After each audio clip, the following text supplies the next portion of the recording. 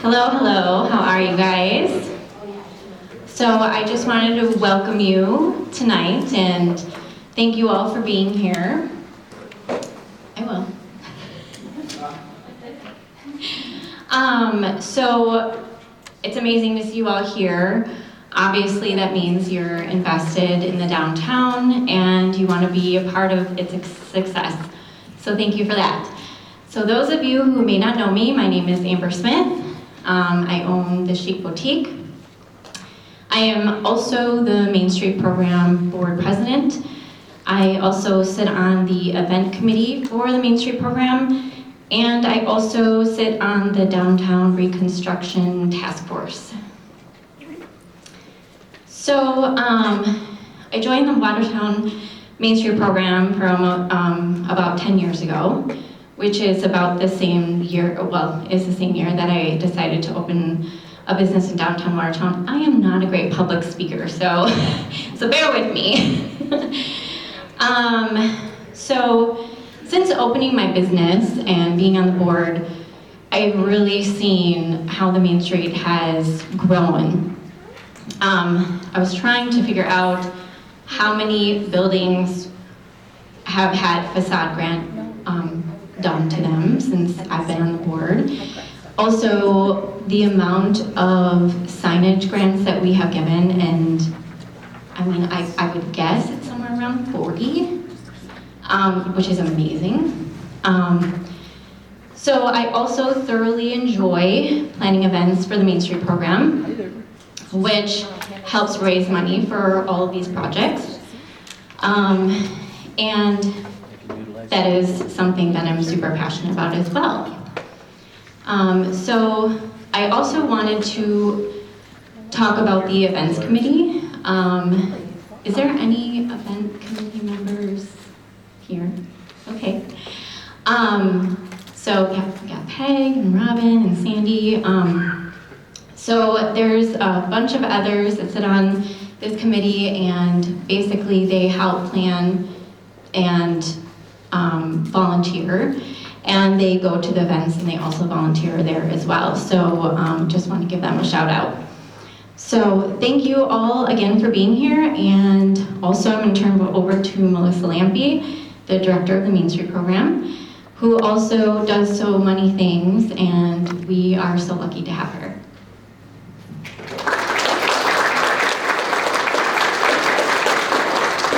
Great, good evening, thank you. There is water and delicious cookies on the back table, so please feel free to get up and enjoy those throughout the evening. Okay, so I am Melissa Lampe. I'm the Executive Director of the Watertown Main Street Program. I've been in this role for 7 years already. It has gone by very fast and it's been wonderful all along the way. So this is our annual meeting. We've got a little bit of business to take care of before we get into the presentations and interesting information. So we will start by introducing our Main Street Program Board of Directors. So if your name is called, please stand up. We do have some members out tonight due to spring break vacations, and people are getting sick. I hope COVID's not going around again. But I'd like to ask, of course, Amber Smith to stand up. Sandy Budowitz, who's our Vice President. Brian Kahns, who's our Treasurer. We've got Peg Checkeye, who's our Library Director. Brooke Hoyda of Salon Envy. Kevin Clifford of Webco Printing, Nicole Smith of Uptown Bar and Grill, Jackie Phillips of Pine Hill Farm, Annie Wadle, Draggers Floral, who is not here this evening, Ron Council of Edward Jones Investments. Of course, we have Stephen Board, who is on a trip right now. He's from Maranatha. And then Dana Davis is our District 1 Alderperson representative on the council. So our Board of Directors meetings are held the third Tuesday of each month at 8 a.m. right here in this room, and you are all welcome to attend. So another bit of business we take care of at this meeting is election to our Board of Directors. So the Board of Director elections are an important part of this meeting each year. Seeking re-election tonight are incumbents Peg Checkeye and Ron Council. And hopefully joining our board will be Isabel Eller of Literatus & Co. Isabel, do you want to stand up and wave? There she is, there's Isabel. So you may also write in a candidate or run as a write-in candidate yourself from the floor. So before we distribute ballots, is there anyone present who wishes to run as a write-in candidate from the floor this evening? Dan Rayfeld. No, just kidding. So typically there are not, but if being on the board is something that would be interesting to you, please come see me or one of the other board members after the meeting, or just reach out at any time. So Jonathan and Bonnie are going to be my election distributors. So candidate profiles are at your table, and they have been sent out via email prior to this meeting. So those eligible to vote are building and business owners in the Main Street Program District or business operators. So please raise your hand if you fit into one of those categories. Then we'll give you a moment to fill out your ballot. When you have it completed, just fold it in half and raise your hand, and we'll collect them and tabulate them. So while those votes are being tabulated, we would like to take this time to recognize Amber Smith, who is stepping down from our board of directors after 10 years of dedicated service. Amber, would you please come up?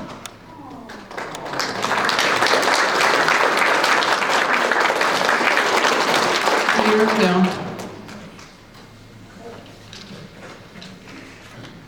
All right, Amber. Okay. I can't look at her. I'm not gonna look at her. All right. Brian said. Okay, on behalf of the Watertown Main Street Program Board of Directors and committee members, I would like to thank you for sharing your time, talents, and leadership to the program for the past 10 years. Your dedication to the downtown and our community is very much appreciated. So for your years of service as board president, we present you with this award. Oops. Yeah.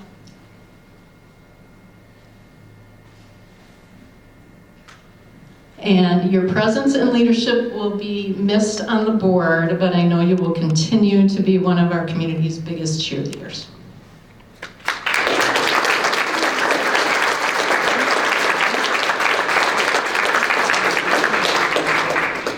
Buildings on Main Street and South Third Street.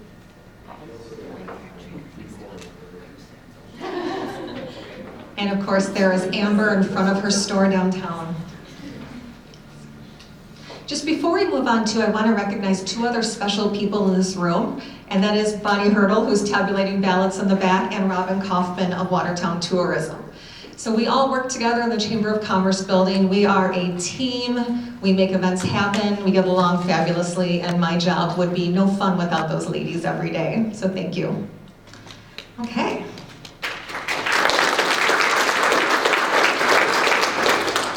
So this is always my favorite part of this evening, is talking about all the wonderful accomplishments that happened the previous year. So we'll go through our 2022 downtown highlights. So this is an amazing number. 11 new businesses opened in downtown Watertown last year. They include Fuelify, Wilder's Plants and More, the 3D Print Shop, Chandler House Bakery, Studio 88 Photography, Nowhere Collectibles, Elite Lock and Key, The Wellness Spa, Morgan Ashley Lynn Photography, White Oak Builders, and Rampage. In addition, there were some significant building and business ownership changes last year. The Elias Inn reopened under the new ownership of Mike and Lydia Sobel, and Creative Community Living Services purchased the former Chase Bank building at 500 East Main Street. With that move, Continental Insurance Agency, which is already established in Watertown, purchased CCLS's former location at 314 East Main Street and brought a significant numbers of employees downtown. So here we are in the beautiful library, which was a $10 million renovation and expansion that officially opened last January of 2022. Construction of the Benson Family Town Square continued, and a grand opening is set for May 20th this year, and you'll hear more about that a little later. We saw more than 25 private building improvement projects completed with a total value of $2.3 million. That's incredible. And we were very proud to award $13,473 in facade and sign grants. So some other very noticeable changes downtown. That beautiful mural on Drager's Floral was painted. Our street clock was repainted. Main Street surfacing was completed. The Jersey barriers across the bridge were decoratively painted, and 6 commercial buildings were sold. We had roughly 16 special events downtown that we feel confident drew more than 17,000 people to downtown Watertown. And to help make those events a reality, we need a lot of volunteers. So we compiled that 400 volunteer hours were dedicated to events downtown that actually comes with a value of $191,000. So thank you to everyone who attended, participated, opened their business, or had a role in our events in any way. So we'll pause and we'll see how our elections went. We need some music to play right now. I don't want you to sing ever. Okay, so excited to report that our 2 incumbents have been reelected, and welcome Isabel. How about a round of applause?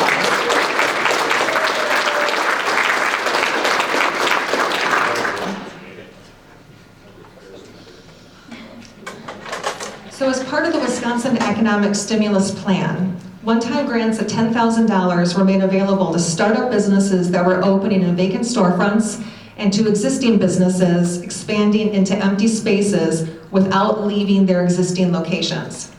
A total of 28 $10,000 grants were awarded to businesses in Watertown since August of 2021, with 19 of those awarded to new and expanding businesses downtown. So that's a $28,000 boost to our economy citywide, with $190,000 of that directly benefiting our downtown. This grant assistance enabled us to welcome many wonderful new businesses to our community. To highlight the success of the Bounce Back Grant Program and recently completed civic improvements, and to celebrate small businesses in general, Governor Tony Evers visited Watertown on January 10th. It was a perfect, mild, and sunny January day to show our governor our downtown. He enjoyed a tour of the library, visiting with owners of Pine Hill Farm, and he stopped in at Main Street Cafe. So with so many positive improvements occurring downtown, we need to find more ways to show them off. So we held a downtown open house on Saturday, January 28th. We had no idea what to expect in terms of turnout for this new event, but it ended up being an amazing day. 35 downtown businesses opened their doors with store specials, demonstrations, tasting, raffles, and behind-the-scenes tours. People were everywhere, even with light snow falling. Thank you to everyone who participated, and we will definitely organize a repeat of this event next January. So drink walks are really fun. So in addition to the open house, we love hosting events that get people inside our many unique businesses. Each year, the Main Street Program, Chamber, and Watertown Tourism collaborate to host 4 downtown adult beverage walks. These hugely successful events always sell out, and they are a great way to get people moving around downtown and to showcase our many unique businesses, both entertainment and retail. Of course, we have the Main Street Morning Mixer, the Whiskey and Wine Walk, the Downtown Watertown Craft Beer Walk, and the Downtown Watertown Wine Walk. So here's a picture of Sandy and I, really big on the screen. We were very proud to receive the Wisconsin Main Street Award for Best Retail Event for our Main Street Morning Mixer last year. So the Main Street Program Awards will take place again on Friday, April 21st in La Crosse. And we are very excited to share that Watertown will be taking home 2 major awards, but I cannot say what they are until after that event is over. So in addition to our drink walks, we work hard to create effective and positive events that promote the benefits of shopping local. 2 very important shop local events are Sidewalk Sales and Women's Only Weekend. Sidewalk Sales this year will take place on July 22nd. The Women's Only Weekend returns November 17th through the 19th. Right on the heels of Women's Only Weekend is Small Business Saturday, which is another incredibly important day for our retailers. So last November, Watertown received statewide recognition on Small Business Saturday when WEDC Deputy Secretary Sam Rickers visited Watertown. The Deputy Secretary and his team shopped at several of our small businesses, and you can see him pictured here with Suzanne Bradow of Bradow Jewelers, Isabel Eller Literatus, and with Courtney and Mike at Wilder's Plants and more. So as a nonprofit organization, we look for creative ways to raise money to improve the overall economic health of the downtown and to fund grants and other streetscape beautification initiatives. We host bingo twice a year with Beach Party Bingo in March and Witches Brew Bingo in October. These events are super fun and great fundraisers for the Main Street program. The Main Street program also works hard to hold events for our community that are family-friendly and just for fun and enable people to make positive, lasting memories of their time spent downtown. So each year we create a bit of chaos, in a good way, along Main Street with Pumpkin Palooza and our Main Street Trick or Treat. This has become a very popular annual event. And of course, the Main Street program administers Santa House. We've been so fortunate to have Bob Martins for our Santa for many years. He's wonderful and a joy to work with, and he's great with children. We're looking forward to the Santa House being located in the Benson Family Town Square later this year. And another activity that has become a perennial favorite is Window Wonderland, which we coordinate in collaboration with Watertown Tourism. Our downtown businesses do such a lovely job decorating their windows for the Christmas season, and the public looks forward to the opportunity to vote for their favorite downtown windows each year. Pine Hill Farm was our first place winner in 2022.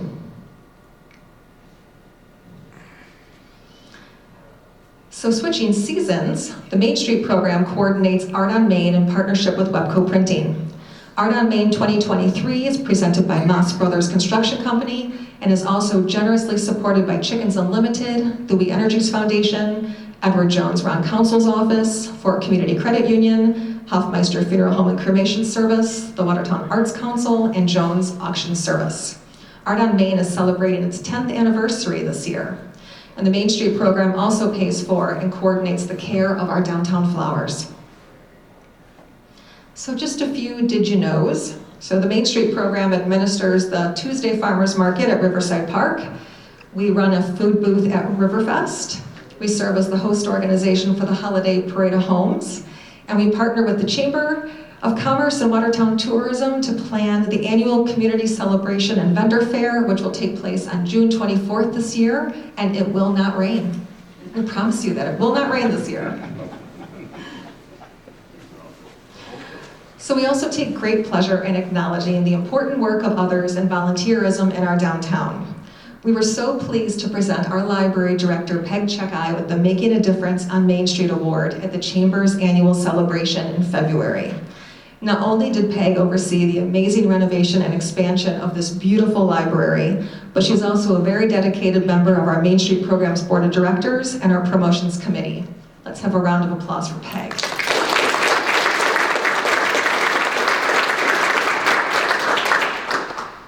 Peg would like me to quit embarrassing her about this at some point. This is the end of it, promise. Or maybe not. So facade improvements.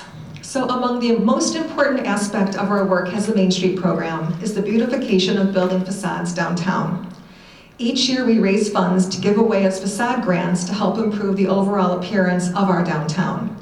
We've seen an incredible number of facade beautification projects completed over the past several years through partnerships between private building and business owners, the Main Street program, the Redevelopment Authority, and the City of Watertown. As a side note, last week I hosted a meeting of downtown development professionals from across the state, and they raved about how beautiful our buildings are and how it was obvious there's a great deal of revitalization taking place here. So last year, facade grant funds were used to offset the cost of facade improvement projects at 207 South 3rd Street, 204 East Main Street, and at 108 South 6th Street. In addition, facade grants were also awarded to 616 East Main Street and 314 East Madison Street, which were also winners of some very special awards this year. So since 2020, the Watertown Historic Preservation and Downtown Design Commission has awarded the William P. Lindborg Award for Historic Preservation. As you may know, Bill Lindborg purchased the former Schempp Brothers department store building in 2014 and began a multi-year renovation of that property. That stunning building is now home to Ava's A Posh Boutique and Blush Hair Boutique. To recognize Bill's incredible commitment to our community, we created this award in his honor. So on Saturday, March 4th, we were pleased to present Draggers Floral with the 2022 William P. Lindborg Award for Historic Preservation. So Bill lives in California, but he has family ties to Watertown, and he was with us that day to present the award.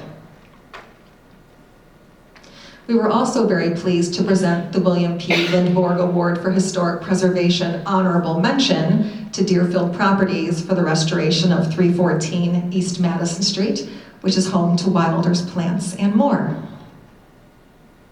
And since we can't help ourselves, we also presented the Watertown Public Library Board of Trustees with a special certificate of appreciation for the beautiful work on this building that includes the preservation of the original Carnegie Library facade. And of course, here are before and after photos of the Schempf building for anyone who may not be familiar with that project. Very impressive. So moving right along, I won't go through all of these events, but there are event calendars at your tables that you are welcome to take home with you. I will note that April 29th is our next upcoming event. It's the Downtown Watertown Whiskey and Wine Walk. So please be sure to purchase your tickets soon if you'd like to attend. We have already sold over 100, just a couple days. Okay. So it is now my pleasure to introduce AJ and Summer Coley of Fuelify and Project Fitness to talk about their journey to open not one, but 2 new businesses in downtown Watertown.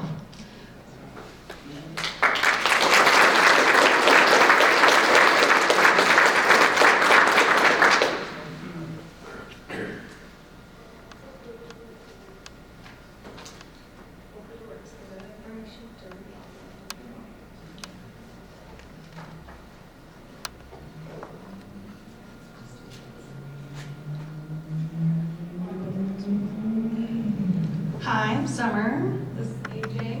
He doesn't get the microphone because he's not trusted with that. I've also never spoke in a microphone ever in my life, so we'll see how that works. Okay, I just don't want to yell. All right, so we own Fuelify. We opened April 30th, and then we just opened Project Fitness January 1st. A little bit about our backgrounds and how we get into business. So when I was in high school, I was in FBLA, which is Future Business Leaders of America.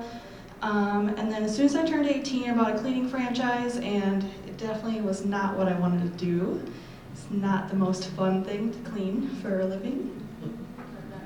Or you want me to talk about it? It doesn't matter. And so I went to school at UW-Platteville, graduated with a business degree, started a career in marketing at a manufacturing company, transitioned to sales. So I have 8+ years in sales and marketing, and then Summer kind of brought the entrepreneur side. So that's what brought us, my background plus her drive for entrepreneurship and her experience as well, really brought both businesses together. All right, so raise your hand if you've heard of Fuelify. Fair enough. All right, so Fuelify, we have boba, tea, we have protein shakes, we have coffee, we have whatever you're looking for. And everything's pretty much low or no sugar, and a lot of our drinks are high in protein too. And look at those pretty colors of the drinks. Do you want to talk? Sure. So I think we may get into it a little bit later. I'm not by the book normally. I normally kind of just speak, but if we cover it on another slide, then we'll get there. But we had a friend of ours that has a similar business in Western Wisconsin, so we were kind of presented with this business idea, and it really translates with the drinks that you saw. Like, people really appreciate, colorful drinks. We have boba, which we offer, which people really enjoy. So step one in our roots of becoming a business was to find a space, and it was kind of nerve-wracking because she had owned a business before, but we never had a brick and mortar business, and that's what we wanted to do. So when we were touring properties, this is what we came across, which we walked through, and we saw potential definitely, and Dan was doing some remodeling himself in there to make the space what it should be. So he kind of painted the end picture for us, and we actually signed the lease when the building looked like this. So a little bit nerve-wracking, but this is kind of step one, was just finding the space. And then at this time we had kind of heard that the event plaza was going up down there too, so it made Oh, that way, sorry. So it made sense as well. So you can go to the next slide. Yep, so like I got a little bit on that point, but yeah, a couple days later we signed the lease. We painted a picture in our head of what it was going to look like, and over time, the whole space began looking like a business. So this entire time for us, just seeing the transition of what Dan and his contractors were putting into it was really cool for us. And it really allowed us to, I don't know, it's different for us because we got to see the building of, you know, a white space and then build it into something. So it was kind of a cool project for us to see as well. Here's a couple more pictures of stuff that we were working on. So floor started going in. Meanwhile, I'm at home. I bought a church pew and redid that because DIY is the best. Our bar went in, and all while our youngest was strapped to her chest at the same time because he was not in daycare yet. So behind the scenes, we're also getting insurance, trying to come up with our business name, which we're literally using a name generator on Google because we had no idea where to even start. We had to make a logo, which I did myself, ordered products, bought some furniture, a lot of furniture actually, and we just stuffed it all in our garage until our space was ready. You, me? Mark? Yeah, so, and by the way, that picture on the last slide, so we're extremely busy people. I think we have 2 businesses now. We have, at the time we opened the first, we had 2 kids under 2. So now we have a 3-year-old and a 1.5-year-old. So I don't know, we just like to stay busy, I guess. So yeah, part of our marketing strategy was pretty easy. So from the standpoint of it didn't get really creative for us. What we did was we just, you know, made a bunch of teas and brought them out to the community, which really helped drive the brand and the business. So, you know, firsthand, free drinks. I mean, people love everything free, and it was one way that we could get out, support our community, and have them enjoy our product. And then really how our business began was that, and then word of mouth after that really helped spread everything. So the point we're at today is we're extremely grateful for the amount of business that we have, and it really just started with us kind of seeding the community and letting people try what we had to offer. That's us looking good on the grand opening. So as you saw the images before, so that was, you know, when we white boxed it, and then the contractors came in. So this is the finalized space. We came in, we put up the bar, the chairs, and then Summer did a lot of, I was minimal help in this, so this is really all a credit to Summer's work. She made the space look extremely elaborate. And then one thing that we thought would be unique too, so really any age group, but really the younger generation likes to, you know, have a photo op wall or someone cool that, you know, they can take a Snapchat and say, hey, I'm here hanging out with friends, you know, come visit. So we created this grass wall up here, and we hung a swing from the ceiling, so it's a really cool photo op area, and a lot of people utilize that just to get good pictures and so forth. And one thing that's really meaningful to us in this business, so I had a friend that, like I said, who has a similar business in Western Wisconsin, who I went to college with, and during the time that she helped us kind of get established and, you know, understand kind of what we were up against and how to work the business model and things like that. We opened in April, and 2 weeks prior to us opening, she had her baby girl, her second baby girl, which she named Journey. So it was really fitting that when you come to Fuelify, you get energizing drinks that, you know, help you out throughout your day. So we're extremely busy in the morning. Those beverages will help you get your kick. And so the Fuel Your Journey is really a 2-prong. So it's fuel your journey for the day. So come in, get a beverage that you'll enjoy, and then be off on your day. But the other part of it is for her daughters. So the Fuel Your Journey has a lot more meaning to us than just Fuel Your Journey. So it does have a piece of her in it with it. So it's a little bit more meaningful than maybe people realize, which is kind of a cool story for us.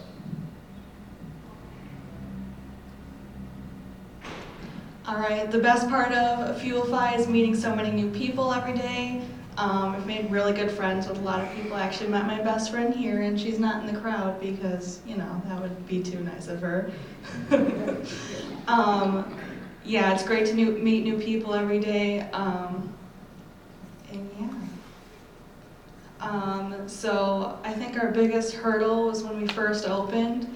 There was a price increase that got announced, but we already had our menu all made. We paid for our menu and we weren't going to change our prices, so we just kind of took the hit and kept going with it.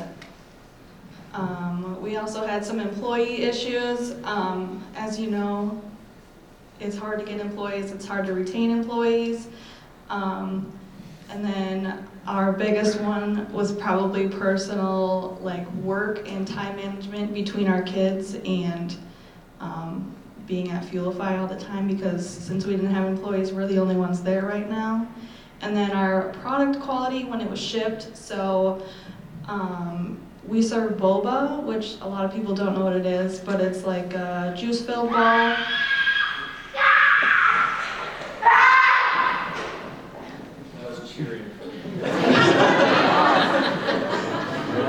They need boba in their life. I was like, oh, that sounds like my kid. I hope he's not here. So boba's a juice-filled ball, and I thought it just came normal every single time. Turns out with products, you're gonna have issues. So we had boba that was too big for our straws, boba that was popping like too regular, so you would just get the outside. So we had to switch around on product companies for that a couple times. You gonna talk about Mika, or are you gonna cry? So we kind of let you guys in on like everything that we've been going through, the entire process. So I think it's pretty cool when you can kind of feel out, like, you know, we set it up. It's not all sunshine and rainbows. Like, we definitely have challenges that we get through and things like that. So I did definitely cry when this happened. So that's why she had asked me that. But there was the Watertown Humane Society posted that they had 6 to 8 dogs that were part of a litter, and they were like urgently trying to get these dogs fostered in home because they were running out of room at the shelter. And we are definitely invested in Watertown, and we want to help out the community as much as possible, and we're both dog lovers. So we had went down there and fostered this dog, which our oldest, Cam, as you can tell in the top 2 pictures, became very fond of. But we had to let him know that it was not a long-term play, so that was tough. But we fostered her, in under 24 hours, so we got her at 3 p.m. the prior day, and by 11 a.m. the next day, one of our amazing customers at Fuelify actually adopted the dog. And then Fuelify funded half of that adoption. So you can see the family there, and they picked up the dog at Fuelify, and you know, it was just a really cool moment. And then afterwards, we were asked multiple times to foster more dogs, but with our schedule, it's got to kind of really fit in because we're extremely busy at this point, but we would love to do that more often. So another positive story that came from Fuelify that we were able to offer.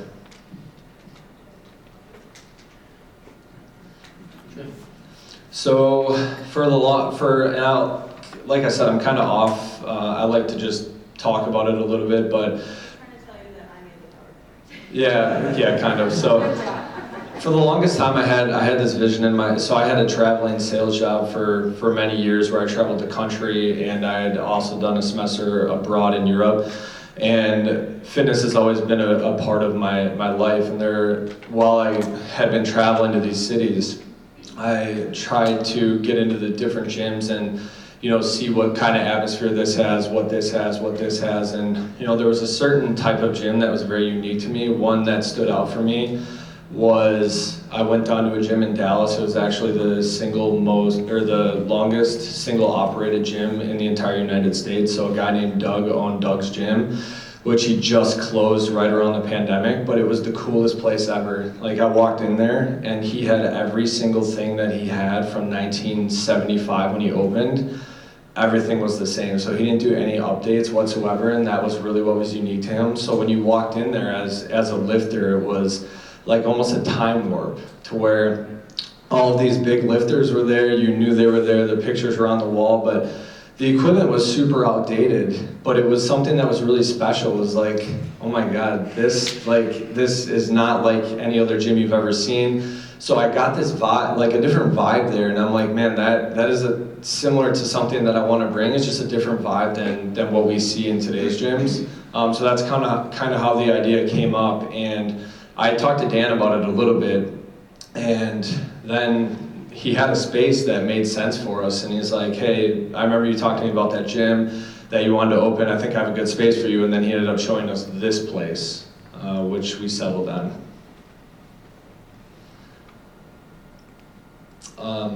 So the last place, Dan did a great job remodeling and hired contractors that knew exactly what they were doing. This time he sold the space, or he rented the space to us as is, so everything was up to us.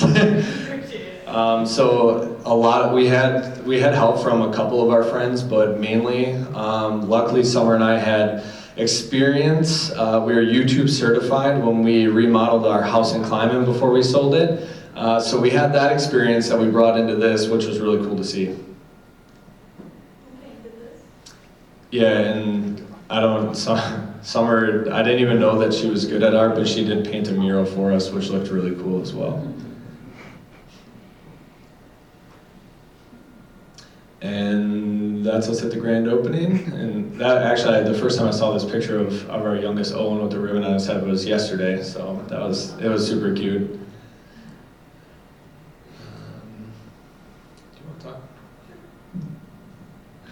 So memberships started to go really quick.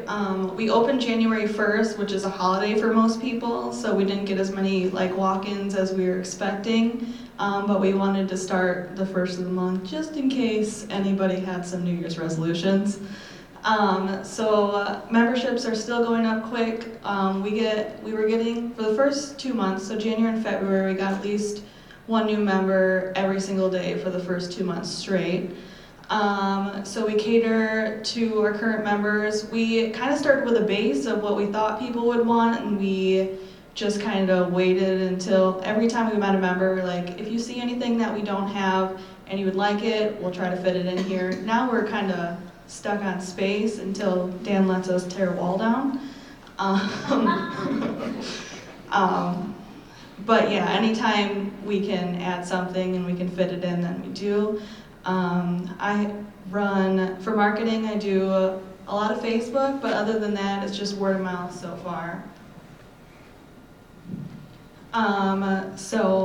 Like I said, when Dan lets us take down the wall, if he lets us take down the wall, he's got too many antiques.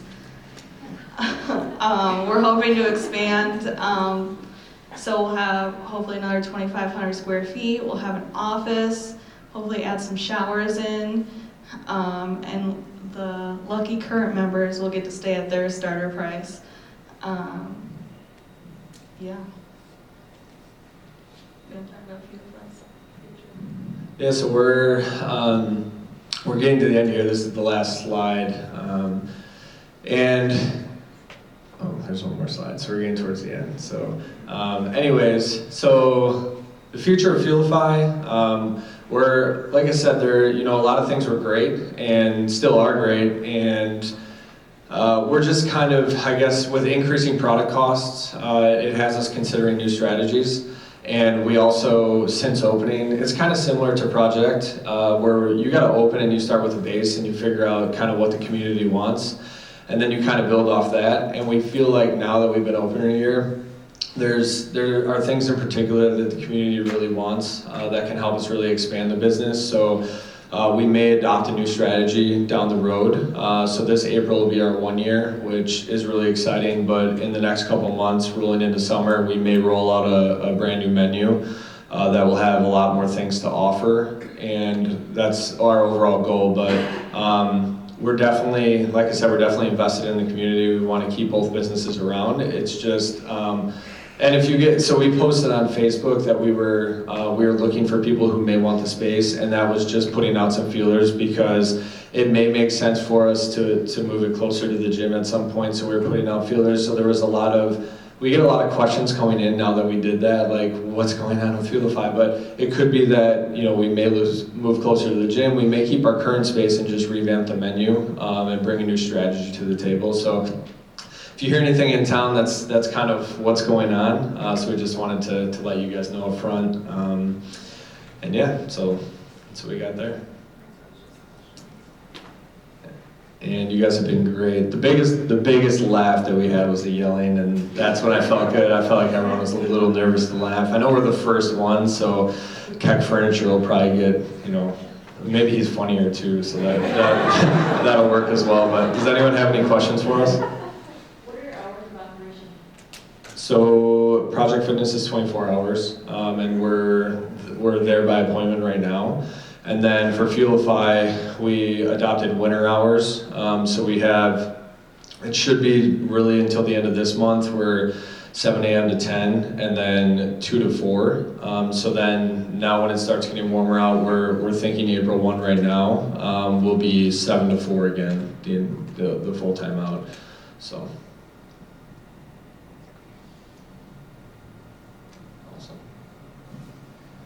Awesome. Well, thank you guys so much. Appreciate it.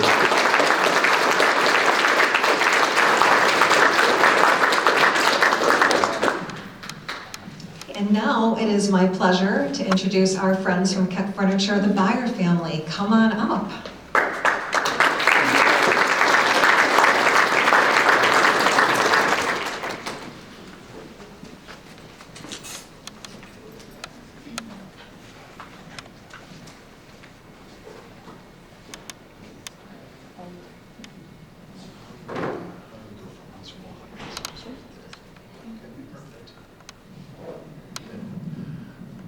Well, thank you for having us.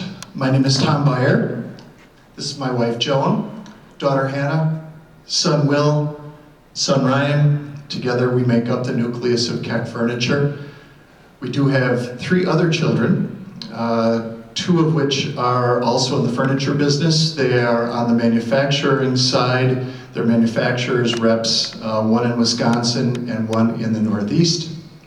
And then you might know son Andrew, who works in the engineering department for the city. So we have been in business since 1853. That makes us the oldest furniture store in the state of Wisconsin and the second oldest in the United States. There is one in Massachusetts that started in 1839, and then there's us. So we are located at 110 East Main Street. We've been in continuous operation since 1853. We specialize in custom designed and customizable furniture. We have always been a quality store.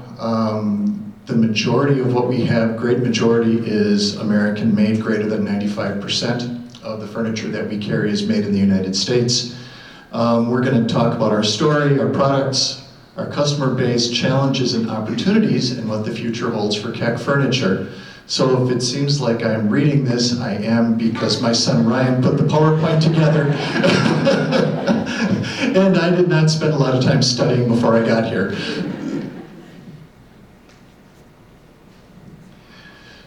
So, just a little bit of Main Street stuff, which Melissa can explain much better than I can. But Main Streets are very important to the community. We as a business have always been a Main Street business. We had 2 locations before we moved into our present location in about 1890. But the store was founded in 1853 by John Keck. It was 17 years after Watertown was settled and 5 years after Wisconsin became a state, which, if you think about it, is really kind of mind-blowing, you know? The Civil War, 2 world wars, the Great Depression, the Great Recession of 2008, you know, just pick all of these things that changed everybody's lives, And for all that time, somebody was walking down to Keck Furniture and opening up the back door and going to work. You know, it's just pretty amazing. The Keck family ran the business for 3 generations. We had John, we had Fred George, FG, and then we had another John. My dad started working for the second John Keck as a delivery driver in 1948, and then became a salesperson, worked his way up to manage the store after John passed away at a relatively early age. So we've been operating the store since 1963. I am the second generation of the second family, along with my lovely wife Joan, and these guys are the third generation. So with an old store comes a lot of history. I've been fortunate over the last number of years to have customers just bring stuff in. And they say, oh, Grandma passed away, and we found this stuff in her dresser drawer, so here, have it, because it originated at your store. In fact, Monday, good customer of the store, Pat Wiestenberg, came in and said, I found this for you, and I thought you would like it. And I think that's going to be the next slide. But as you can see, prices have gone up just a little bit. You know, you can buy a rocker for $2.50 and a very fancy one for $5. Interesting thing about this is dated 1899, actually, and half of it is written in English and half of it is written in German for those people who lived in Watertown and did not speak English. There we go. The one on the left is the one that Pat brought to us. Those are Victorian calling cards. So those were given away by the furniture store just as advertisements as to what we did. Kevin, Webco do anything like that anymore? Is that kind of a thing of the past? We'll print anything. All right. Again, along with the store comes a lot of old stuff. By choice, our office is kind of a mini shrine to the business because we're caretakers there as much as anything. The safe on the left side came to the store in 1893 because the store was robbed. So the Keck family bought the safe. The cash register on the right, we're thinking, is from about the same vintage. And the coinage in the middle would have been pocket change when the store was started.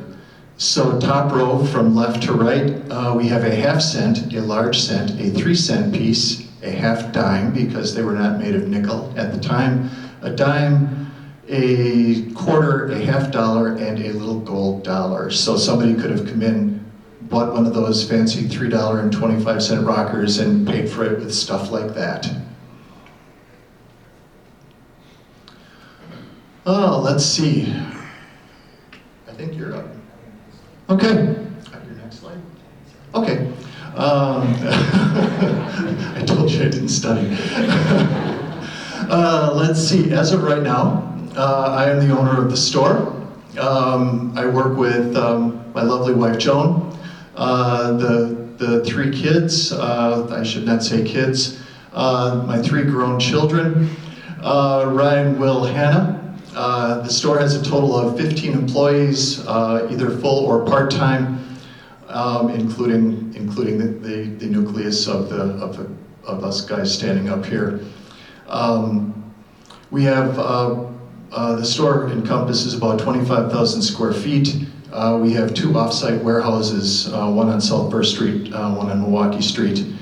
And our trading area is basically southern Wisconsin. We've just started getting into northern Illinois a little bit over the last number of months.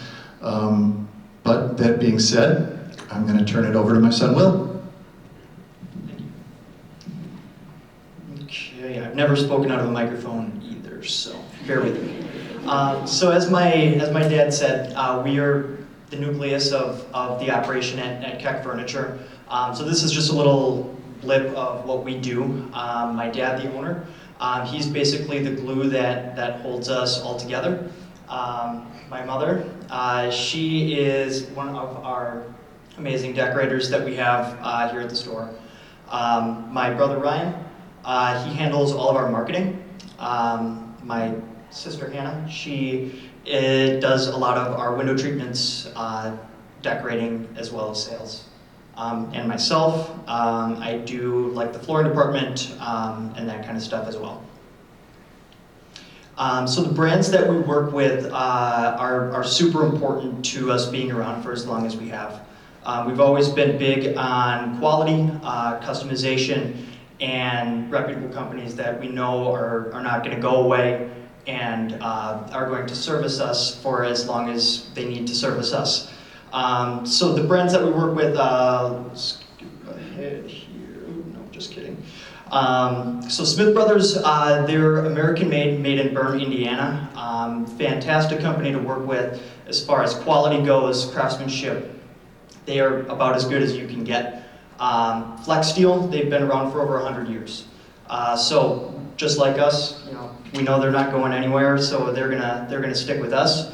And we also work with over 100 independent Amish companies that we hand select from Ohio and Indiana. So this is just a little bit of the things that we can do. These are two of our best-selling bedroom sets. Both are going to come out of the Shipshewana area. Both of these sets, which is one thing that we really like about the Amish companies, they make customization super easy. Handful of different wood species, tons of different finishes, customization as far as dimensions go. They make it really, really difficult to not find a piece of furniture that's going to work in your home. Here we display some of our Amish dining room tables. Even though we've got some pictured there, you can come in and purchase the way we exactly have them shown, or like this little kiosk pictures. We can basically build a table from the ground up to fit exactly what you're looking for. Reclining furniture, Flex Steel has been our go-to as far as that goes, just because we know that they're reliable. They're not going to go anywhere. And then a display here of about 100 different recliners that we have in stock right now. And then these are two of my favorite pieces from Smith Brothers. Both of these are going to be super customizable. They have got about 1,000 different fabrics that you can put these in, over 100 leathers, hundreds of different pillow options. So you can really build the piece to what you're looking for and what you're trying to fit into your room as well. And I will pass you over to my brother Ryan. Thank you very much, Will. And keeping with the trend of the day, I'm not super familiar with microphones, so apologies if it drifts too close to my mouth and I start yelling. So I'm going to start by going about our customers a little bit, talking about the market that we go after, and talking about some of the challenges and opportunities that we have as a business, as well as fielding some questions from all of you. So in general, we've been around for about 170 years. To do that, your customers are everything. If your customers don't come back, then your business is kind of dead in the water. So for our longevity, there are a couple of things that we attribute that to. Biggest one, of course, is going to be customer service and doing things that really used to be done quite often and aren't done so much anymore. Great example of that last two would be free delivery, free in-home delivery and furniture disposal, and free decorating services. It used to be the standard way that just about everything was done in the way of furniture, but in the past 20-ish years, that's kind of gone by the wayside, but our customer base finds that very important, and of course we find that very important too. So we try our best to give our customers as smooth of a shopping, buying, and delivery experience as we can, and we find that the free services do a really, really great job for that. We also offer exclusive customer events. A few times a year, we send out mailers to our preferred customers. These entail them to special promotional savings, discounts that only our best customers are eligible to get. And that seems to carry a lot of weight with them and helps us to maintain our customer base for a longer period of time. And of course, customer service, it's a really broad term, but on our end, it's anything from fighting with manufacturers, doing our best to get warranties, helping people out as much as we can, getting pieces sorted out the way that they should be. It can be something as small as we're having our in-laws over this Friday, and we know our stuff isn't scheduled, but it's in. We're wondering if we could rearrange the schedule, things like that. Just kind of going above and beyond, providing as great of an experience and as good of service as possible on our end. All in all, we attribute a lot of these to our longevity over the past 170 years. Up here, we're going a little bit about the areas and the community that we reach. As a lot of you would expect, Watertown is by a pretty good margin our biggest single community, making up about 20% of our total business. Up there, each of those dots represents a top 50 city or zip code in our area that we reach to. Watertown, of course, being the biggest, makes up about 20% of our sales. About 80% still comes from the surrounding areas. Like my dad had said earlier, we do a lot go between Milwaukee, Madison, down south, and a little bit farther north. Some of the best communities for us, Oconomowoc, Sun Prairie, New Berlin, a little bit Milwaukee, a little bit Madison. We've been going a lot more farther south. Janesville, we've been picking up some really good sales in Pleasant Prairie lately. But as the business has grown, as the industry has changed, and as other stores similar to us have ceased to be in business, that has opened up the door of opportunity for us to expand into other markets, and we are doing our best to expand into those. For community involvement, we do a lot of the things that Melissa had talked about earlier in the way of some of the Main Street events, sidewalk sales, some of the kind of window decorating competitions. We try our best to make sure that Main Street is a lively community that is fostering as much business as we can for as many of our business neighbors as we are able. We also do our best to donate old furniture into community thrift stores. We take old furniture out of homes free of charge for delivery, and then we try our best to donate to places like St. Vinny's, down the street from us. We're wanting to go to Blue Butterfly a little bit more now, and then from there, if there's anything that isn't suitable for donation, we provide it to the community on a first-come, first-served basis. Other than that, we also do a little bit of community outreach with nonprofits, whether they seek donations, or a good example is Community Action Coalition, if none of you are familiar. They provide furniture goods, and our end specifically mattresses, to people in need who do not have a bed to sleep on. So we help them accommodate and support the community in that regard. The last slide that I'll be going on to, or the last detailed slide I should say, is going to be general sales or challenges and opportunities. We'll start with challenges. Biggest one, of course, is kind of the changing of the world around us. We've been around for 170 years, and a lot of change has happened in the last 10 years. And of course, a lot of change has happened before then too. But one of the things that we have seen a lot is growth and expansion of chain stores, where should a Penny Mustard or a Steinhafels open on Main Street, that's of course going to affect our business. One of the things that we have seen too, especially in the last 20-ish years, has been kind of a shift in the way that furniture is made, where pre-2000, 2008, it would be very uncommon to, well, I don't want to say uncommon, it was much, much more common to have furniture custom built and designed in the United States. Since then, a lot of manufacturing has gone overseas, and with that, a lot of the customizability and quality has started going by the wayside bit by bit. In the same vein, with those changes in the production and the product side of things, we've also seen changes on the consumer trend side of things. People are more and more used to furniture that is going to be something that you have in your room for 3 or 4 years, rather than 10 or 15 years. So as that trend changes, that could potentially affect us. But just another possible challenge that we happen to face. The last one for these challenges is going to be product availability. Since 2020, it has been an interesting one, as many of you guys probably know. Everything has been backed up for months and months and months and months and months. A good example would be Lazy Boy. If you would have had, seems like we've got a prime example. But a good example that you all are probably familiar with, Lazy Boy, if you would have ordered a chair in, say, June of 2020, you probably wouldn't have gotten it until June of 2021 or until 2022. A lot of our manufacturers were out around a year at its worst. But thankfully, things are getting a lot better now, and we're back down to right around pre-COVID levels. Otherwise, opportunities, developing our current markets, Watertown, of course, and our outside markets and our surrounding communities. Of course, a great opportunity for us is going to be to sell more furniture, so that's an easy bullet point to put up there. Otherwise, expansion into categories that you wouldn't assume are traditional furniture categories. Things like flooring, window treatments, bedding, outdoor furniture, things like that, that if you're thinking about Keck furniture, you might not think about some of the other things that we do. So we view that as a good way that we could expand our business and our offerings. And finally, just the discovery of new premium furniture makers and great custom shops to work with. One of the bright sides about working with 100 independent Amish wood shops, we have access to a lot of different manufacturers and similar shops to those we already work with.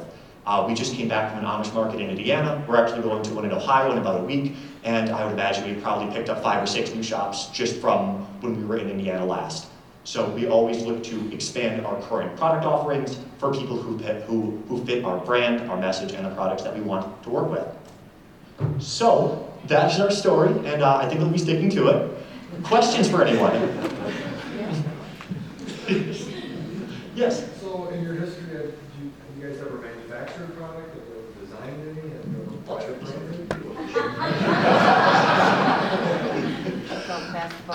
Early on, John Keck made his own furniture. One of the kind of neat things is every once in a while we'll get a phone call or an email or something like that. Oh, I live in Texas, and I found a piece of furniture that says, you know, F.G. Keck and Company or John Keck and Son or something like that. So John Keck very early on was a manufacturer. Yes. Anything else? Yes.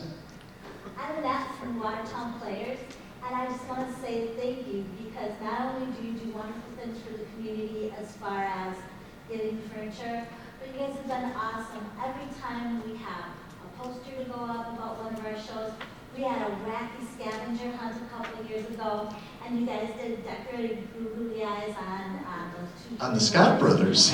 Yes, we did. And I just think that your support for the other nonprofits such as us is just wonderful, and I just want to take this opportunity in front of everyone to say how grateful the Watertown Players has always been for you and your support. Thank you very much. It's our pleasure. Yes. Well, it was impressive actually. This is my first meeting, but the second longest in the United States is super impressive. So that really caught me in the beginning. So congrats on that. It's super cool to have that in our community. And we're in need of touch. We'll be down soon. We'll take good care of you. And then we live in Watertown, so it's not a question for us, but I'm just curious in the industry and kind of what you guys are involved in on the map. I saw Eau Claire, you know the Eau Claire area, so how far do you guys deliver your furniture? Oh boy. It depends. Those kind of random dots are due to our sponsorship of the Milwaukee Brewers. So it's really weird.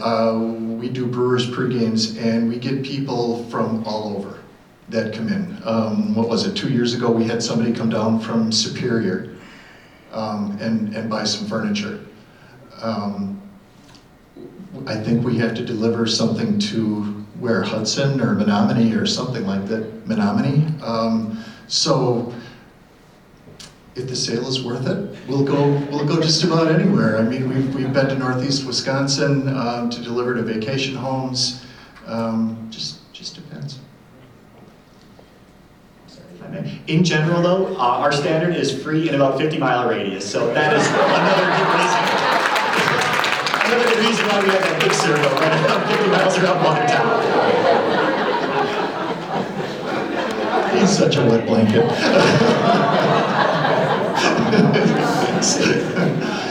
Anything else?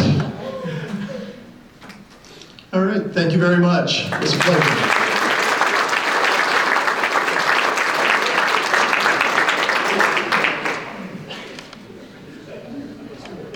Thank you for both of those fantastic presentations. So at this time, I would like to invite our mayor, Emily McFarland, to come up, and we're going to talk about some pretty major projects on the docket for downtown Watertown. So let's welcome our mayor with a round of applause.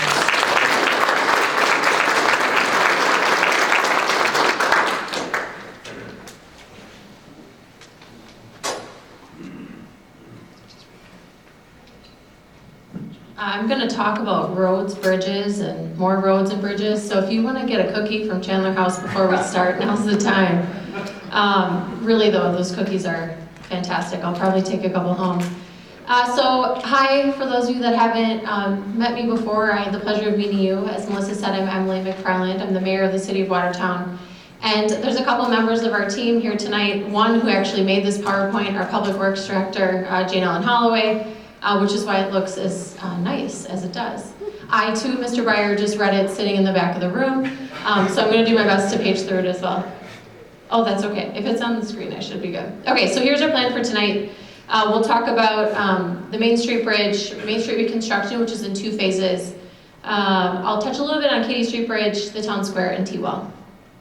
So first things first, the Main Street Bridge. So for most of you who are in the downtown, you obviously know we've had an ongoing relationship with the Main Street Bridge, which is also called the Cole Memorial Bridge. In the last few years, we've signed an intergovernmental agreement with the state of Wisconsin to replace that bridge. When I became mayor, that bridge was set to be replaced in 2026. And since that point in time, we've seen just such rapid deterioration of the bridge that we began to advocate for that reconstruction to get moved up. So we got to a point where we got it moved to 2025. That was okay for about 2 months, and then the bridge just kept deteriorating. So then we really pulled out every potential advocacy angle I could think of to get this bridge moved up to 2024. The spoiler alert at the end of these few slides is that we are on track for 2024, which is next year, replacement. We have a milestone of August. So there's a list of things the DOT needs to complete, a list of things we need to complete, and if we can get those done by August, this bridge will be reconstructed next year. This is a city-state project. However, we only really share in the design cost at this point, but that design costs continue to balloon, and that was of concern to us. When it comes to actual reconstruction, the state will pay for the reconstruction of the bridge. The extras, so for example, one thing is lamp posts. They pay for a standard lamp post. The city would end up paying for any type of upgrade to a lamp post. We do know that we have some pretty substantial costs that have been continual in maintenance. I believe our next slide talks about the amount of money we've spent since 2016. But the long and short of it is we in the city of Watertown have a finite amount of money. You all have heard me say that many, many times. And this bridge project has just ballooned to a position where I was uncomfortable continually going back to our common council, who I see a couple of you here tonight as well, and saying, hey, we need to find another, $50,000, another $70,000, another $200,000 to accommodate all the requests coming from the DOT. So to date, we have spent around $500,000 since 2016 repairing the bridge. I hate the way the bridge looks. Jane Ellen hates the way I'm sure we all do. There's no one that appreciates the fact that we have, fencing and jersey barriers, but I appreciate all of you and your willingness to kind of understand that this is a process that we're doing our best to expedite, but is not one that we solely control. So we are in a state of constant communication with the DOT. We now talk to them every single Friday at I think 9 or 10 a.m. in the morning to make sure that we are meeting those milestones. The last major milestone that really came up for us that kind of made me think now is the time to talk to our senator and to the governor and to anyone who is willing to listen to me is, believe it or not, the Main Street Bridge is attached to the Masonic Temple building through what they call an encroachment in the right-of-way, which is a fancy way of saying the basement goes under the sidewalk. Josh Patterson is here from Bank First. Josh also has a former foundation next to the Bank First building. The bridge is also attached in that basement area as well. And DOT came to us and said, hey city, remove the bridge from those buildings. And I laughed out loud, like why would we remove a bridge that the state owns? And that was quickly followed up by them saying, because it's too risky for us to remove it. Our attorneys won't allow us to. And I thought, oh, well surely mine will let me then. I mean, this is crazy. And I'm not being facetious, you guys. My team and I were told no more times than I can count. And I just kept saying to them, there is no way we will be able to pay for this bridge to be disconnected from these buildings. The benefit of having high elected officials in your community, regardless of your political affiliation, is you get an opportunity to talk to them. about the problems in your community. And not even 10 minutes after I walked the governor over that bridge, a massive piece of the bridge fell into the river, and I heard it. And I turned around thinking it was a piece of ice that was gonna buoy back up, but it did not buoy back up. And so then we sent our public works team under the bridge. Jordan, who's actually here today, flew a drone under the bridge, and we obviously determined some of the concrete was starting to fall off, and that led to what is our most recent Band-Aid, which is the plate on the top of the bridge. So because of that, there was some silver lining to that. We were able to email the governor's office and say, hey, turns out 10 minutes later we had this happen. We ended up putting a plate on it. 2 days later, we had to put the weight limit on it. And those two things, which are very detrimental at certain times, in this case were very helpful, because now the DOT is paying for the bridge to be removed. And they agreed, if we can meet certain timelines, to bidding that with their state project. And before, they wanted us to bid that before, get it done before, and then they would come and do the work. So we are in a negotiation process right now with Mead and Hunt, who you see on the screen, to analyze those encroachments, also known as just removing the bridge from those buildings. I'm not an attorney, and I don't pretend to be one, but I know our city attorney is kind of negotiating with theirs. And the funny thing is you want a certain amount of liability, right? Our attorney wanted several $1 million, and their attorney wanted $15,000. So they are in the process of negotiating that gap to make sure that the city is properly covered should the advice they give cause any damage to a building. So these are the most recent things that have been happening. If you are on the 100 block, you got a letter from us, hopefully hand delivered to you, or at least a personal contact to you in some manner, telling you that we want to sit down with you first. We are going to meet with all of you many, many times, and members of the community, but because we need to hit certain milestones, one of those is temporary limited easements, which are basically a fancy way of saying we're probably going to have to come in your building sometimes, and we don't want to ask your permission every time. So can we acquire a temporary limited easement to come into your building and go in your basement, or leave some of our equipment there, or whatever it may be. So we're meeting in this public information meeting with those building owners that are right on the 100 block next to the bridge. And then that meeting will take place at the City Hall, and we are just looking for those folks at this point in time to attend that meeting. Janelle wrote these beautiful quotes for me, and I'm sure I have said this. I was reading it in the back, I was like, oh, that one sounds like something I would say. I can tell you all with great sincerity, there is not a thing I can think of that we haven't done to try to get this bridge moved up. There is not a card I haven't played, a relationship I've probably burned at the state. I needed to call a calling card the other day with a different issue on the south side of town, and I looked at some other governmental official, and I said, I have no more cards to play at DOT, so I'm gonna need you to call on this one, because they're gonna hang up when I keep calling. Senator Jagler also has been a really profound helper for us at certain points in time in getting us some answers when we needed them as well. So the bridge, long and short, we should be there next year, and we'll know for sure by August.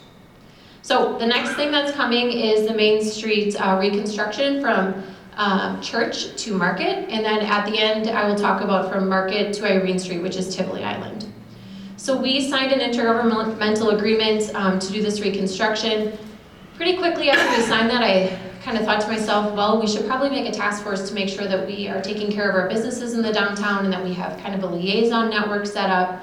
And so the Common Council graciously allowed us to create the Main Street Task Force. Some people who are in this room are members of that. And because this bridge, or this road in particular, is a connecting highway, we have very little say over when it gets reconstructed. It was last reconstructed in 1967. Here's a photo of that reconstruction, and I know we saw some additional photos today. I can assure you this reconstruction project will look profoundly different than the one I saw today of a child walking on the street as it was being rebuilt. The state's going to cover 100% of a lot of it, but not all of it. So they cover the travel lanes, which is where you drive, but they don't cover the parking lanes. They pay for curb and gutters, sidewalks, storm sewers, traffic signals, street lighting. Again, all of those things are the base. So anything above, for example, a traffic light pole that is a silver cylinder and a silver arm that comes off, anything beyond that, we would have to pay the difference on. The city will have to pay 100% of parking lanes, some of our utility improvements, and then any upgrades, as I said, to lighting poles amenities and trash receptacles, things of that nature. In 2022, after a lot of careful discussion, the city did invest just over $200,000 of our American Rescue Plan Act dollars to do a facelift, using some of that money, kind of hanging our hats on the fact that it was kind of a unique opportunity to give this road, at least the vast majority of it, a little bit of a facelift to hold us over until 2028. That's been very well received. It was certainly something that came with a lot of careful discussion, knowing that it will indeed be removed in 2028. But I have yet to, the only complaints I've heard is it doesn't match the driving lane, which would have basically doubled, or the parking lane, which would have like doubled the cost. So you wouldn't have wanted us to do that. Our task force has a couple of goals. The first one I've already kind of spoken to. This is to provide support to you all, to our downtown business owners, before, during, and after construction. We have this Main Street Task Force. We met today, so whatever Wednesday of the month today is when we meet. And we meet in the afternoons at City Hall. They're open to the public. We had a person come today and publicly comment, which was fabulous. If you are in the downtown area for this project, you will soon be meeting your liaison. So someone from the Main Street Task Force is assigned to you, and they will introduce themselves to you, and they're going to be providing you updates as the task force produces them. You'll get a nice little magnet that says like, "Hi, I'm Andy, and I'm your Main Street business liaison." And we're going to try to use that really just as a mechanism for common branding, common information. We're going to be working with with Main Street Tourism and the Chamber to ensure that we're providing signage that makes sense for businesses, to make sure people can use the back entrances or alleys. The long and short of it is, it's our main goal to keep you functioning as best as you can during this reconstruction process. And the second goal was to engage our community in compiling new ideas and a set of design options. And so since we created the task force, we've completed these three things. One is a downtown parking study. One is a comprehensive Main Street task force. And then we created a tiered list of those different priority items in order to make sure that we have a solid plan going into it. This is a once-in-a-generation reconstruction. I presume, never see a reconstruction of Main Street. I haven't done the math on that, but I'm gonna guess I won't. And so we wanted to make sure we got it right, that we didn't just rebuild the same Main Street, that the things people have talked about, the photo ops like you have in Fuelify, like that we have those opportunities in our downtown. So one of the other things that Common Council has approved is using some of our ARPA dollars to hire a landscape architect. If you look at that Main Street Task Force report, and you may dial your mind back, we did that presentation at the Town Cinema maybe a year or two ago. So when we produced that report, we knew there was going to be a lot of design. One of our goals for anything we suggested was that it met a high quality design criteria. And I am not a landscape architect, and I don't pretend to be one. We don't have them on staff. And so we will be using a landscape architect to help us set some of those goals into motion. So after 2028, which again is from church to market, we are under contract from Market to Irene Street, which is basically Tivoli Island. So once the design for 2028 is complete, they will immediately start on the design for the 2029 project. I want to be honest, obviously I will not be the mayor in 2028 or 2029. I presume those are going to be the dates, but I recently saw an email that said the Main Street Bridge was supposed to be redone in 2023 when Mayor David was here. So these things are all beholden to a state budget process. They get tied up in bienniums and politics at the state level, just like anything else does. However, I do think as far along as we are with agreement signing, that I can't see this one backsliding. Maybe it would move up, that is to be seen. This also will be a state project. This will mainly be obviously less business intensive. There's certainly some businesses we'll want to make sure are taken care of equally as well as you all are in this downtown area during that reconstruction process. I will tell you, our task force has been working hard. We meet monthly and we make sure that we're kind of chipping away the things that matter the most to you all. And just recently, as I think maybe last week, my internal city team and I met with some folks from DOT. And this work isn't supposed to be done until 2028. They will have the 30% design done by October of this year. So we met with them proactively. We're grateful to be able to have a DOT person live here in Watertown who's in leadership at DOT, so she serves on this task force with us. And she obliged a meeting request for us to meet with her and her team. I bet we probably have, I don't know, maybe 30 items in that report that are duplicative. And at least maybe 18 or 20 of them, they wanted to know the answers to by October of this year, which blew my mind. You know, had we not requested this meeting, and if other cities don't either, what are you missing out on? Because who's thinking about 2028? Besides people like us that have been through a terrible bridge relationship, it makes you kind of think proactively about other Main Street projects that you may have. So they have, I'm gonna say like 60% of the items in our report need to be decided by the fall, which means if you are interested in having a say or being a part of discussions around some of the design components, if you care about parklets and pedlets and trees or trees in a box, or where you can park your bike, or where an alley may be restored, you should start paying attention to the Main Street Task Force meetings, because we will now have to start with some acceleration making decisions on those types of items in order for them to have answers by October. The next set of answers, I would say like the remaining, maybe like 15 or 20%, they need by 2025. So this road will be entirely designed, you know, pretty much to completion well before I'm even done being the mayor, which is April of 2025. So I was surprised to hear that, and it just gives us reassurance that we, and thankfulness that we have a task force ready to go. So in summary, the bridge we're working towards advanceable for 2024, and then the 2 Main Street reconstruction projects are currently on track. I meet with the members of our city leadership team every other week. I recently met with a couple from engineering, and they told me they're managing 40 contracts this season. So Andrew Byer, while he is not a part of the nucleus of CACS, he is so a part of the nucleus of the city of Watertown, because with that small team of a handful or so of people, they're managing 40 massive, like multi-million-dollar contracts, 40 contracts, all with moving parts this deep. So I'm incredibly grateful, and you all should be too. Okay, quickly, because I want to be mindful of time, there's only 4 minutes. Miscellaneous topics. I'm going to skip the town square for now. So Katy Street Bridge. So in order to close the Main Street Bridge, we have to rehab the Katy Street Bridge, because it turns out that one needed some attention too.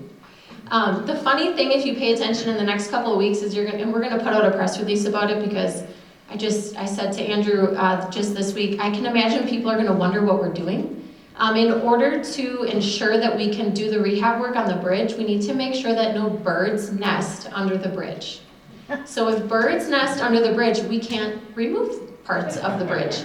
We can't rehab parts of the bridge. So we will be putting up bird netting to the tune of $15,000 of bird netting. Not a choice, it's a requirement to make sure that we can indeed do the work we need to do on Katy Street Bridge this summer. So if you're wondering what is going on, it is indeed bird netting that is going up. So we'll do some rehab work primarily on the decking and the curbing. You've probably seen the Katy Street Bridge. The Katy Street Bridge was on the cusp of being eligible for rehabilitation. I think the number is 60 out of 100. As soon as you get past that threshold, you have to move to full reconstruction.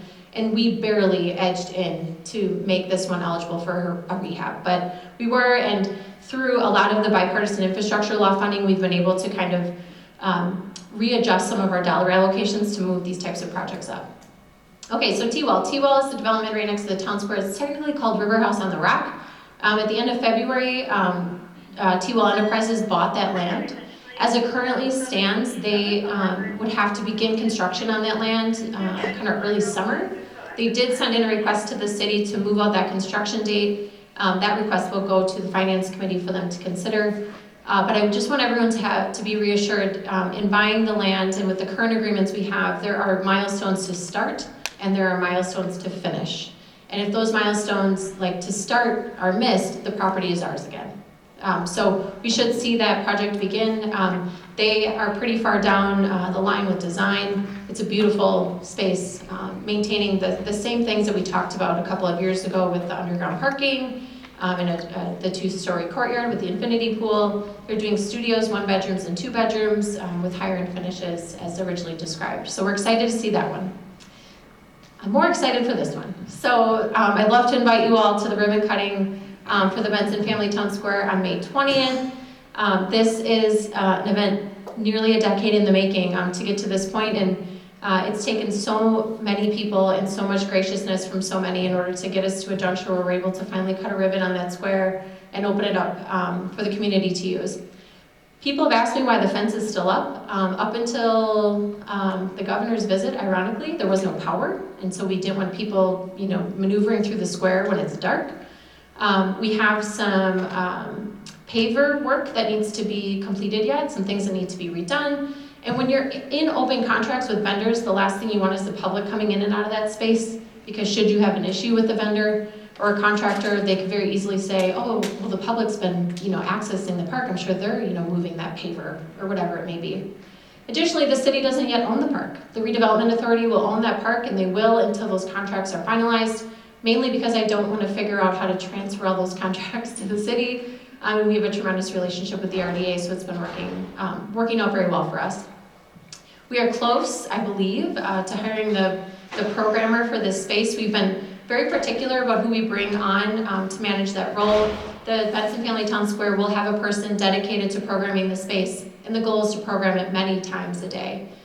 So I know that we're working right now on the grand opening events. It should be a day full of food, fun, and music, something for families, something for individuals, something for everybody. So I hope everyone can pencil in May 20th.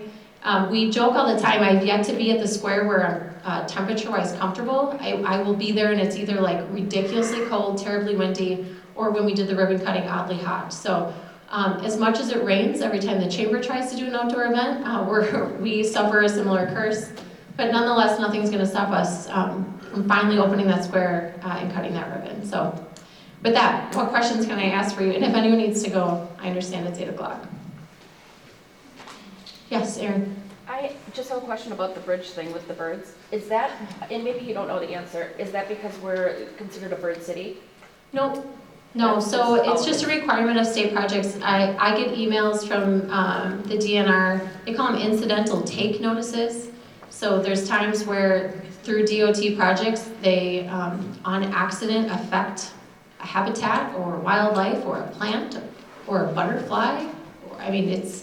They're very particular about the protection of wildlife near those waterways. Yeah. Yes? Do you have any timeline on the plaza, or is that? Oh, thank you for bringing that up. Yes, this year.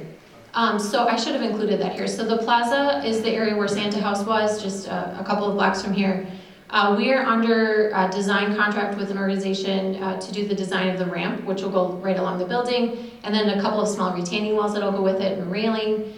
We already have our contractor who will perform the work under contract. So once that design is done, which we are thinking are like June-ish, we should begin construction on that. We will also do that little parking lot behind at the same time. So that project should be buttoned up this construction season. Thanks for asking about that one. Yes? Another question that I find a lot of people asking is about bathrooms with the Benzine Park. Mm-hmm. Is there going to be like portable bathrooms or? Yeah, so for large events, we'll definitely have temporary toilets that will come to the space. The bathrooms right outside in this corridor were intentionally designed so that for kind of your everyday use, that people could come off of Main Street and come in and use the restrooms here. They're able to be shut off from the rest of the library. So when it's just kind of a run-of-the-mill event, you'll be able to use the restrooms inside the library. When it's something of a larger scale, there would be the combination of both. People always ask me why, and I wasn't, I'm one of many people that made that decision or was a part of making that decision. For me, there's not that much space to have restrooms. And I think of other public spaces, and if I can throw a football there, this may be silly, but if I can throw a football there, it's close enough for me to walk, right? So like I can stand at the town square and chuck a football to the library, I should be able to walk there to go to the bathroom. And so that was kind of, I think, considering the site, the size of the site and the accessibility of this restroom and just kind of the serendipitous timing of the construction of the library and the construction of the square, it made the most sense economically and logistically to leverage the existing restroom here in the library. And if I could ever get those sinks to turn on, I would be in that bath. For those of you, I really shouldn't say this, but I'm going to. When you go to an event and they're like, tell us something interesting about yourself. Mine is always that I can't get an automatic sink to turn on. It's like, if you walk in the bathroom at any given time, I'm standing there looking like a fool because I can't get them to turn on. I always look like I'm doing the YMCA underneath them too. I heard you mention you're going to be throwing bigger events at the town square over here. Is that going to be just for the city, or can other people use that space for bigger events? The latter. Yep, it'll be rentable just like a regular city park. Yep. Yes? So that means we can have metal shows down there? Well, no, I'm just kidding. I'm going to be careful on the answering of that. I'm going to reserve the right to, not because of the metal, just because of the noise for any music. But the intention is to have, there's a performance stage. So our intention is to have music. We're working through, I'll be the first to admit, our process for outdoor events, particularly events with alcohol, it's tough. A lot of the stuff is a state statute. A lot of cities don't follow it as closely as we do. I know there's a lot of, concern and emotion around those things. So that's why I'm careful to not answer these questions when asked, because I'll say something and then someone is going to say, I heard Emily say that we could do this. But yes. Going back to the Katy Street Bridge, North Water Street and Katy Street is really getting busy. There's more people traveling on Katy Street now. Is there any thought about making that a four-way stop? At Katy and Water? Katy and North Water. By the bowling alley. Yeah. It's very busy. I know where you're talking. It's come before public safety and welfare, it's been last year. I'll repeat the answer. Go ahead. You have to do a study to put up a four-way stop, and justification that has to be met. To do that, we don't really look at it, so the commission decided to deny the request. So a request came before one of our governing bodies, Public Safety and Welfare, and there's some study requirements that need to be met in order to put in a four-way. We don't believe we'll meet those requirements, so they declined the request to put one in. But I know I go across that intersection too. It can be a little tough, and there's a lot of kids that cross there too. Okay, someone already shut off the lights, which feels like a good reason to stop talking. I'm going to answer this last one, yeah. Hi. I'm kind of concerned with the volatility of the banking system. So you're going to ask me about the banking system? Well, I mean... I'm concerned about, no, I'm just kidding, I can't say that. How is the retirement fund for Watertown? Is it fully That's insured? such a great question. That one I actually can answer. Yes, so we in the city of Watertown, we participate in the Wisconsin Retirement Public Pension System. Okay. So it's managed by SWIB, which is a state-wide investment board that's managed through the Department of Employee Trust Funds. The take-home message here is when I left the state only 4 years ago, we were the 8th best public pension system in the world. So we are a well-funded, well-managed, earning, a fund that earns at a very nice clip. Annually. So I have zero concern about any unfunded liability for a pension system. Thanks for that question. I've never been asked that before. Okay, anybody else? Otherwise, thank you guys. If I may, just thank you for your willingness to sit here this evening and for being invested in our downtown and in our community. And standing next to me is a woman who does a whole lot of work for this city, and she always gets applause for everyone else. So I'm going to exit while we applaud Melissa Lampe.